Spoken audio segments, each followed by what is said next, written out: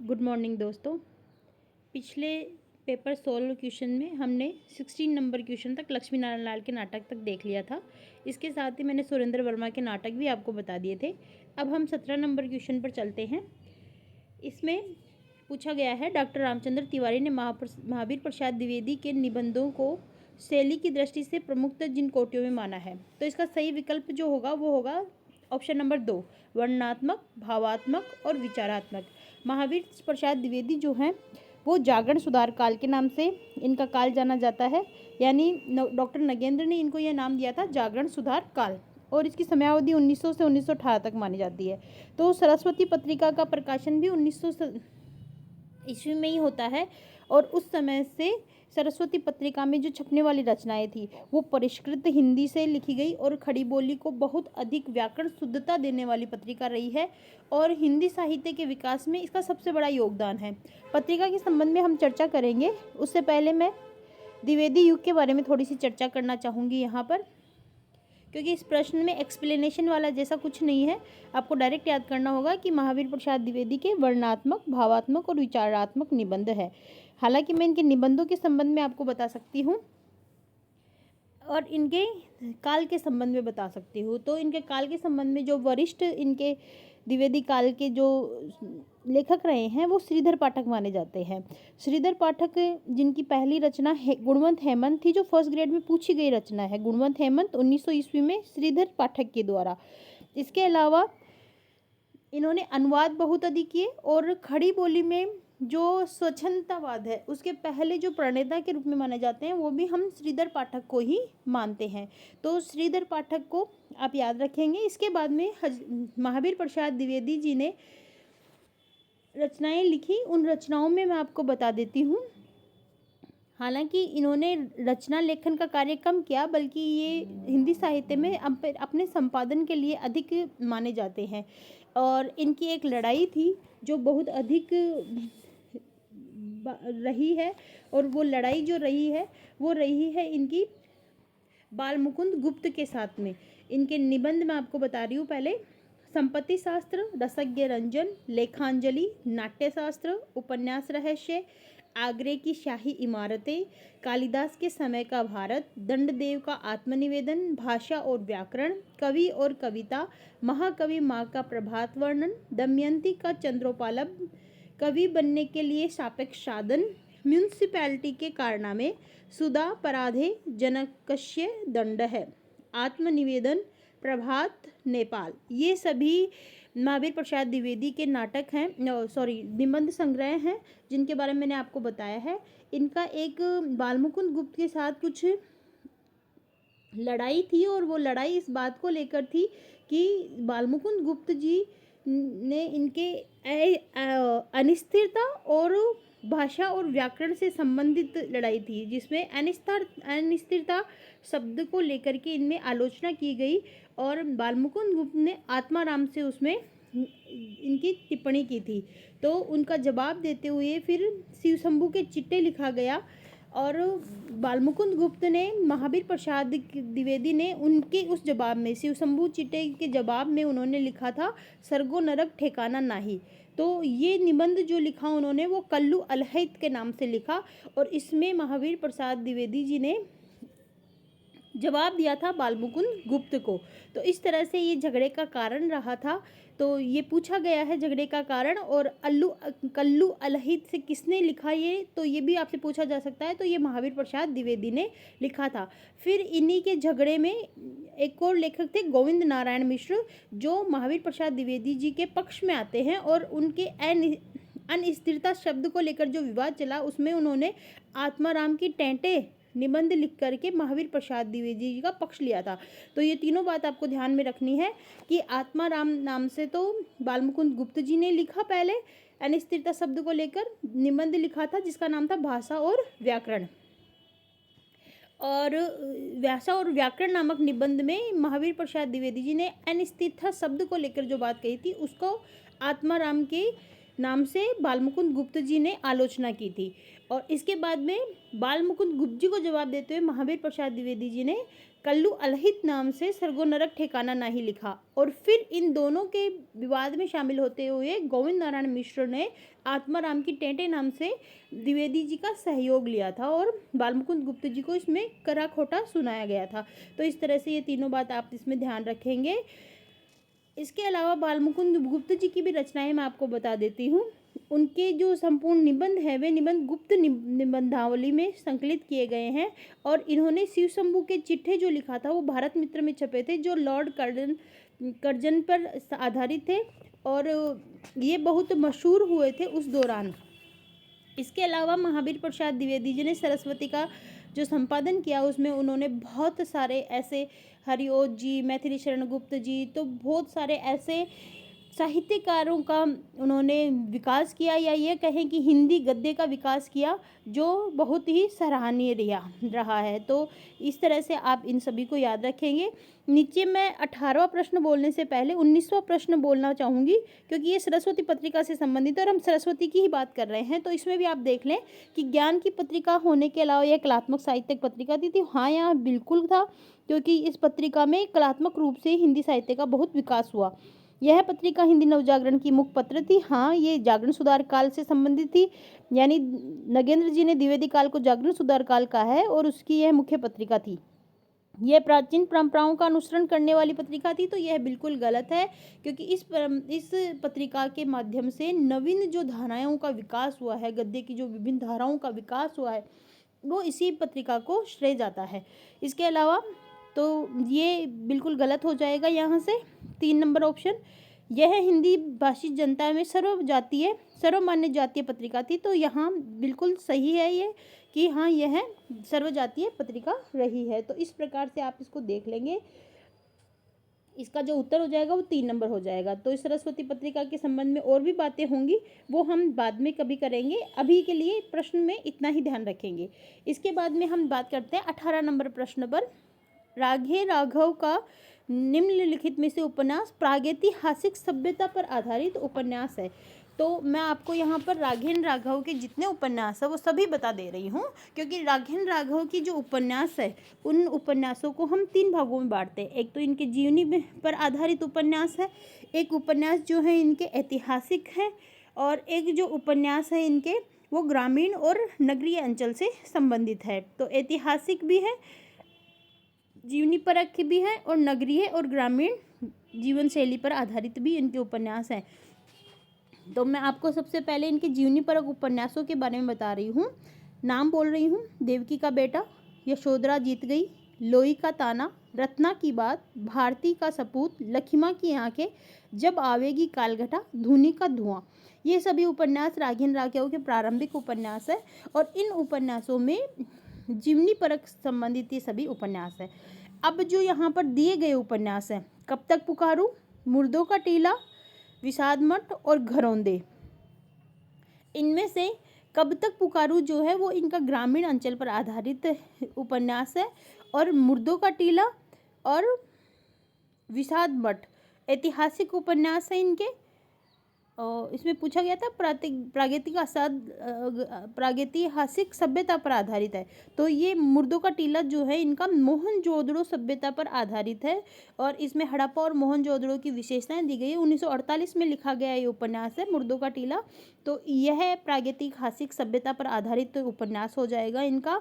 इसके अलावा हुजू, सीधा साधा रास्ता, कब तक पुकारूं, राई और पर्वत, छोटी सी बात, पथ का पाप, धरती मेरा घर, आखिरी आवाज, ये इनके ग्रामीण और नगरीय यथार्थ जीवन पर आधारित उपन्यास है। और ऐतिहासिक उपन्यासों में मैं अन्य और बता देती हूँ। मुर्दों का टीला तो है ही, साथ में ही चीवर, प्रतिदान, अंधेरे के जुगनू, पक्षी और आकाश, राह न रुकी, ये भी इनके ऐतिहासिक उपन्यासों में गिने जाते हैं। तो ये आप यहाँ पर ध्यान रखेंगे। राघेन राघव के विषाद मठ जो है वो बंगाल के अकाल पर आधारित है। ये आप नोट कर लेना कि राघेन राघव का विषाद मठ 1946 में बंगाल के अकाल पर आधारित है। कब तक पुकारूं ग्रामीण जीवन पर आधारित है, और मुर्दों का टीला मोहनजोदड़ो पर आधारित है। घरौंदे जो है वो मुझे इनका नहीं मिला है, तो मैं आपको घरौंदे के संबंध में भी जानकारी मिलेगी तो अवश्य बताऊंगी। तो इस प्रकार से आपको राघेन राघव के सारे ही जीवन हालांकि घरोंदे जो है इनकी पहली रचना भी मानी जाती है, जो विश्वविद्यालय परिसर पर आधारित रचना है। बता दे रही हूँ, मुझे मिल गया ये कि इनका जो विश्वविद्यालय परिसर में रहते हुए जो जीवन शैली रही है उसके संबंध में लिखा गया ये उपन्यास है, जो प्रथम उपन्यास भी माना जाता है घरोंदे इनका, जो 1946 में रचित है। तो इस प्रकार से मैंने सभी उपन्यासों के बारे में आपको इनको बारे में बता दिया है, तो आप देख लेना सारे। घरोंदे उपन्यास महाविद्यालय विश्वविद्यालय पर आधारित, विषाद मठ बंगाल के अकाल पर आधारित, मुर्दों का टीला मोहनजोदड़ो पर आधारित, और कब तक पुकारू जो है वो ग्रामीण अंचल पर आधारित है। कब तक पुकारू और सीधा साधा रास्ता। सरस्वती पत्रिका वाला प्रश्न मैंने आपसे पहले करा दिया है, तो ये आप ध्यान रखेंगे। अब हम चलते हैं प्रश्न नंबर 20 पर। प्रश्न नंबर 20 है, निम्नलिखित में से यशपाल का उपन्यास स्वतंत्रता प्राप्ति के पूर्व प्रकाशित हुआ। तो मैं आपको यशपाल के विभिन्न नाटकों के बारे में बात करते हैं। यशपाल का जो नाटक माना जाता है वो सबसे पहला नाटक दादा कॉमरेड 1941 में माना जाता है, जो यहाँ पर नहीं दिया गया है। इसके बाद में दूसरा जो उपन्यास है वो देशद्रोही है, जो 1943 में है। तो यही उपन्यास इसका पूर्व प्रकाशित उपन्यास हो जाएगा 1943 में। इसके बाद पार्टी कॉमरेड है 1946 में। मनुष्य के रूप जो है वो 1949 में, यानी ये उपन्यास स्वतंत्रता प्राप्ति के बाद है। झूठा सच भी 60 और 61 में है, तो 58 और 60 में है, सॉरी, तो ये भी बाद का उपन्यास हो जाएगा। और तेरी मेरी उसकी बात 1973 में है। और अमिता जो इनका उपन्यास है वो भी बाद में लिखा गया उपन्यास ही था। तो इस तरह से पार्टी कॉमरेड जो है, सॉरी, देशद्रोही जो उपन्यास है वो उपन्यास 1943 का इनका स्वतंत्रता से पूर्व का उपन्यास माना जाएगा। और अमिता और दिव्या जो है वो इनके ऐतिहासिक उपन्यास माने जाते हैं। तो इस तरह से इनके उपन्यासों के बारे में मैंने आपको बता दिया है। तो यहाँ आंसर देशद्रोही हो जाएगा। इसके बाद में उपन्यासकार और उपन्यास के प्रकार की दृष्टि से बेमेल है, तो ये आसान प्रश्न है। प्रेमचंद जी आदर्शोन्मुख यथार्थवादी हैं, इलाचंद्र जोशी मनोविश्लेषणवादी हैं, चतुरसेन शास्त्री ऐतिहासिक है, लेकिन श्रीकांत वर्मा जो है वो आंचलिक उपन्यासकार नहीं है। ये हमने कल भी बात की थी। आंचलिक उपन्यासकारों में जो शामिल होते हैं वो अज्ञेय हैं, इलाचंद्र जोशी हैं, फणीश्वर नाथ रेणु हैं, और थोड़े से नागार्जुन के जो हैं वो भी इसमें गिने जा सकते हैं आंचलिक उपन्यासों में। कुछ कुछ उपन्यास हैं जो आंचलिक उपन्यासों में गिने जाएंगे। तो इसमें क्या है कि किसी एक राइटर्स का हम नाम नहीं ले सकते। रेणु का नाम ले सकते हो आप, यशपाल का ले सकते हो, नागार्जुन जी का भी ले सकते हो, लेकिन इनमें किसी किसी ने अलग अलग तरह से नाटक लिखे हैं, सॉरी उपन्यास लिखे हैं। तो इनमें हमें छांटना पड़ जाता है, क्योंकि जैसे नागार्जुन का बाबा बटेसर, दुखमोचन, रतिनाथ की चाची, बलचनामा, नई पोदी सभी ग्रामांचल पर आधारित है। रेणु के जो उपन्यास हैं मेला आंचल, प्रति परिखता, ये भी उनके आंचलिक उपन्यास है। उदय शंकर भट्ट का सागर लहरें और मनुष्य, यह भी एक आंचलिक उपन्यास माना जाता है। राघेंद्र राघव का कब तक पुकारू भी अभी हमने बात की थी, आंचलिक उपन्यास है। भैरव प्रसाद गुप्त का सती मैया का चोरा भी आंचलिक उपन्यास है। राही मासूम रजा का आधा गांव आंचलिक उपन्यास है। शिव प्रसाद सिंह का अलग अलग वेतरणी आंचलिक उपन्यास है। रामदरस मिश्र का प्राणी के प्राचीर आंचलिक उपन्यास है। हिमांशु श्रीवास्तव का रथ के पहिए आंचलिक उपन्यासकार।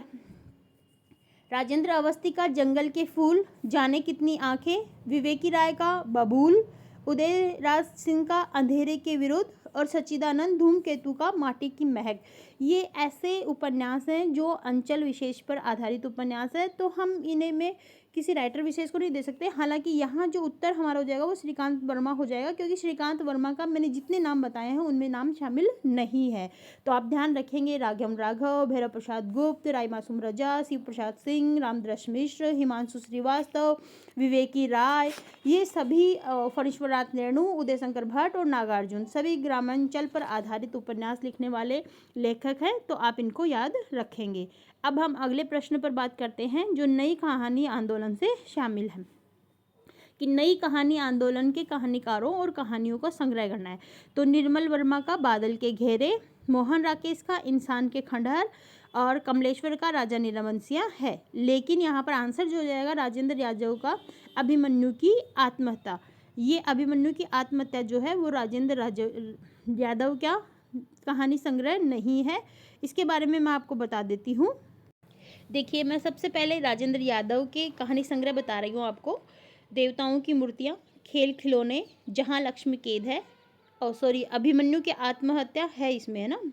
छोटे छोटे ताजमहल, किनारे से किनारे तक टूटना, अपने पार, ढोल और अन्य कहानियाँ, हासिल और अन्य कहानियाँ, ये सभी राजेंद्र यादव की कहानियाँ हैं। मैंने आपको गलत आंसर बताया है, इसमें बादलों के घेरे आंसर होगा, ये निर्मल वर्मा का नहीं है। निर्मल वर्मा के मैं कहानी संग्रह आपको बता देती हूँ।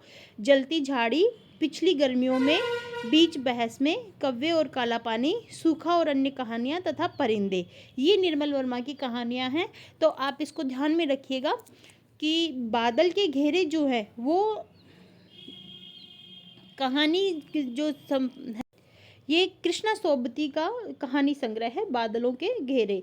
तो ये 80 का है, ये महिला कहानीकार हैं कृष्णा सोबती, उनका है ये। तो ये आप ध्यान में रखेंगे, ये निर्मल वर्मा का नहीं है, निर्मल वर्मा के मैंने आपको बता दिए हैं। इसके बाद में हम बात करते हैं कमलेश्वर के कहानी संग्रहों की। तो राजा निर्बंसियाँ, कस्बे का आदमी, खोई हुई दिशाएं, मांस का दरिया, बयान और आज़ादी मुबारक, ये कमलेश्वर के कहानी संग्रह हैं। और मोहन राकेश के कहानी संग्रह भी मैं आपको बता देती हूँ। इंसान के खंडहर, नए बादल, जानवर और जानवर, एक और जिंदगी, फौलाद का आकाश, मलबे का मालिक।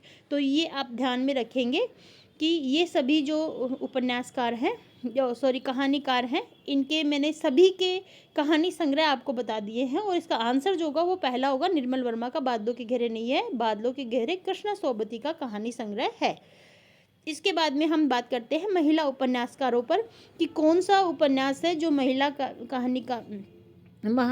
उपन्यासकारों ने नहीं लिखा है। तो दीवार में एक खिड़की रहती है, यह महिला उपन्यासकार नहीं बल्कि यह विनोद कुमार शुक्ल का है, जिनका अभी हाल ही में देहांत हो गया था और जिनको ज्ञानपीठ भी मिला हुआ है। तो दीवार में एक खिड़की रहती है, यह विनोद कुमार शुक्ल का उपन्यास है। बाकी सभी जो उपन्यास है वो मैं आपको बता देती हूँ किस किस के हैं। पहला जो उपन्यास है तालाबंदी, ये उपन्यास जो है